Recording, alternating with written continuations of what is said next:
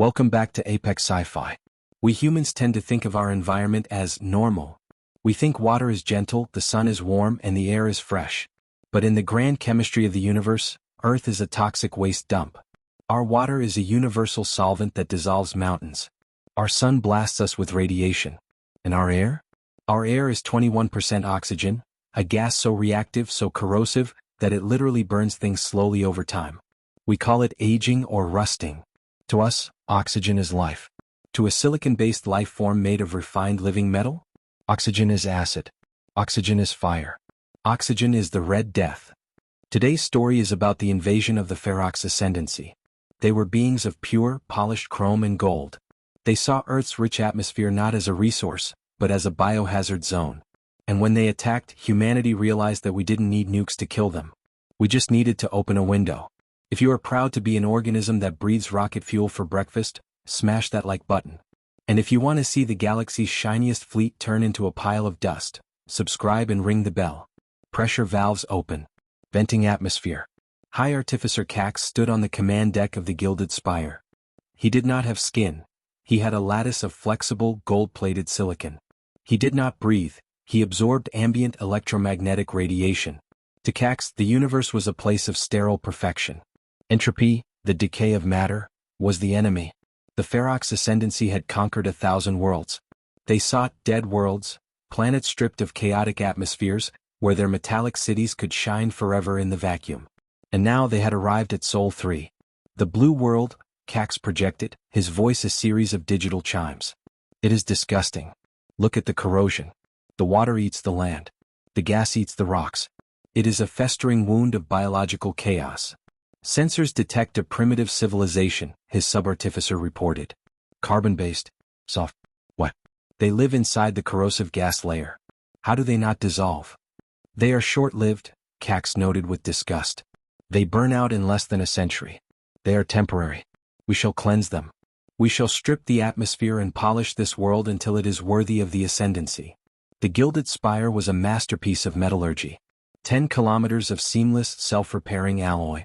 It was impervious to lasers, it reflected them, and kinetic impacts, it absorbed them. Cax initiated the attack. Deploy the purification beam. Target their orbital defenses. The Ferrox fleet, shining like jewelry against the black void, opened fire. Beams of gravimetric force crushed the human defense satellites. The UNS Guardian stations crumpled like tin foil. It was effortless. Their weapons are ineffective, the subartificer said. They are firing nuclear warheads. The radiation merely charges our batteries. They are firing solid lead slugs. Our hull heals around the impact instantly. Inside the Terran Command Center on the moon, General Vance watched the screens go red. Nothing works, Vance muttered, slamming his hand on the desk. Lasers bounce off. Nukes feed them. Bullets get absorbed. It's like shooting at AT-1000. They just reform. General, said Dr. Eris, the chief xenobiologist. I've been analyzing the debris from the one drone we managed to shoot down. The metal, it's not just metal. It's alive. It has a metabolism. So, can we poison it? Not with cyanide or arsenic, Eris said, pointing to a microscope feed. But look at this. I accidentally cracked the seal on the sample container in the lab. Normal room air got in. And the sample didn't just corrode, General. It screamed. On the microscope screen, the piece of golden alien metal turned dull brown in seconds. It flaked apart. It lost cohesion. The molecular bonds shattered. Oxidation, Eris whispered. They evolved in a vacuum. They have zero resistance to oxygen. To them, O2 is a high-grade molecular acid. It strips electrons from their lattice instantly. Vance looked at the tactical map. The human fleet was decimated. Only the heavy industrial ships, the terraformers and gas haulers, remained in the rear guard. We don't need missiles, Vance realized. We need leaf blowers. Get me the UNS Aeolus, Vance ordered. And tell them to vent their cargo tanks. The UNS Aeolus was not a warship. It was an atmospheric processor, designed to carry compressed oxygen to the Mars terraforming colonies. It was essentially a giant flying scuba tank. Captain Miller of the Aeolus received the order. You want me to do what, General? Fly close to the enemy flagship, Vance commanded. And open the main valves. Spray them. With air? Sir, we're talking about a pressurized jet of O2. It's not a weapon. Today, Captain, it's the deadliest weapon in the system. Do it. The Aeolus was ugly, bulbous, and slow. As it lumbered towards the gilded spire, High Artificer Cax watched it with amusement. Look, Cax chimed.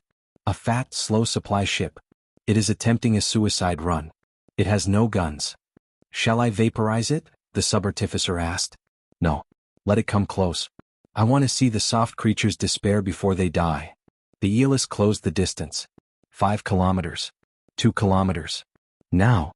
Miller shouted. Emergency vent. All tanks. Override safeties. The massive pressure valves on the bow of the Aeolus blew open. Usually, venting gas in space is invisible. But this was liquid oxygen stored at high pressure. As it hit the vacuum, it expanded violently, turning into a massive, freezing cloud of white crystal and gas. A jet stream of pure O2 erupted from the human ship, slamming into the gilded spire. Cax watched the cloud hit his window. Gas, he scoffed. They attack us with vapor? It is harmful. The alarm didn't beep. It shrieked. A sound of tearing metal. Screech. Cax looked at his hand. He was touching the control console. Where his metallic finger touched the interface, a brown spot appeared. The spot spread. It wasn't a stain. It was rot. Hull integrity falling, the sub-artificer screamed. Armor plating is disintegrating. The molecular bonds are snapping.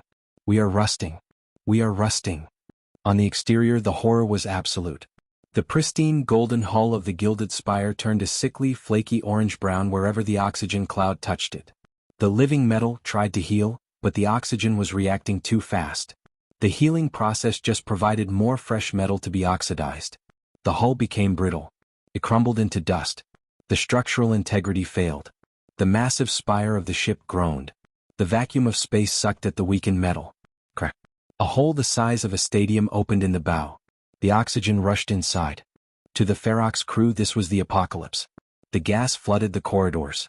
A Ferrox warrior made of silver steel was engulfed by the fresh air. He didn't suffocate. He burned. The air.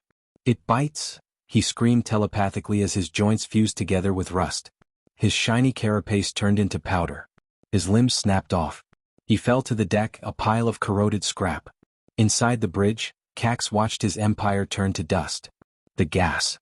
Cax rasped, his vocal synthesizer clogging with oxide flakes.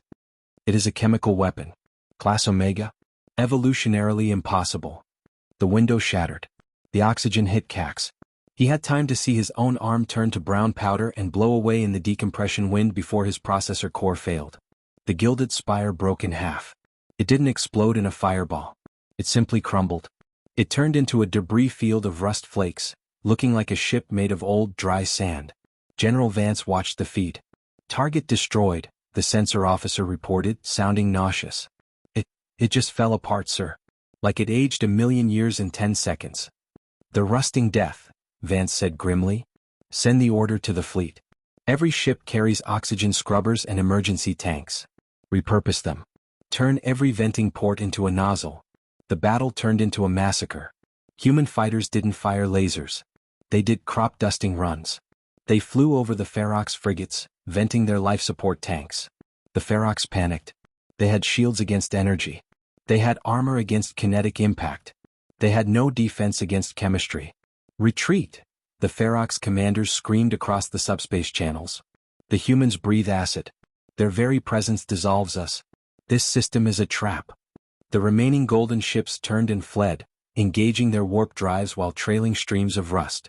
They never returned. They quarantined the Sol system. They placed warning beacons around our star. The translation of the beacon reads, Warning, toxic atmosphere. The inhabitants are biological weapons. They breathe the eater of metal. Do not approach. Humanity went back to its business. We realized that we are the monsters of the galaxy. We are the extremophiles. We thrive in an environment that kills the perfect, shiny beings of the universe. We drink solvent, water, we breathe oxidizer, air, and we eat poison, peppers. This has been Apex Sci-Fi.